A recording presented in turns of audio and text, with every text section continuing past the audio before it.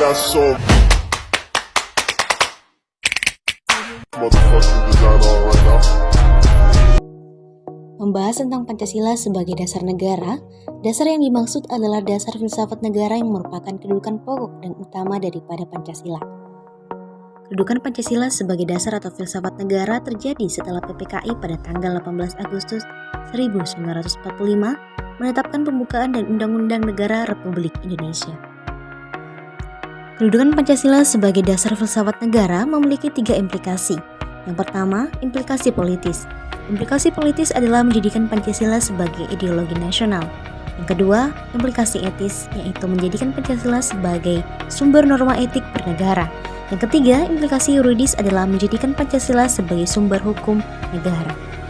Makna Pancasila sebagai dasar negara. 1. Makna Pancasila sebagai dasar negara.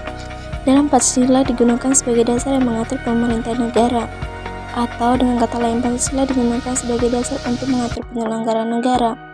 Penjabaran lebih lanjut bahwa Pancasila sebagai dasar negara nantinya dituangkan dengan norma hukum yang berpuncak pada Undang-Undang Dasar 1945.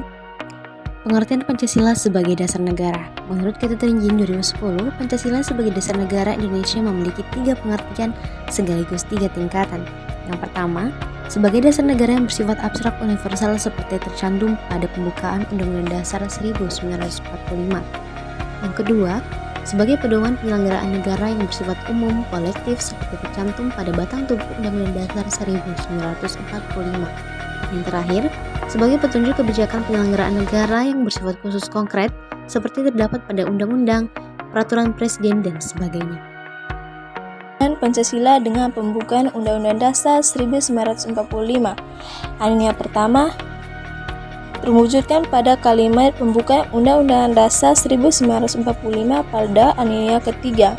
Sila kedua terwujudnya pada pembukaan Undang-Undang Dasar 1945 pada alinea pertama. Sila ketiga terwujudkan pada pembukaan Undang-Undang 1945 pada alinea keempat. Sila keempat berwujudkan pada pembukaan Undang-Undang Dasar 1945 pada alinea keempat yang berbunyi kerakyatan yang dipimpin oleh hikmat kebijaksanaan dalam permusyawaratan perwakilan.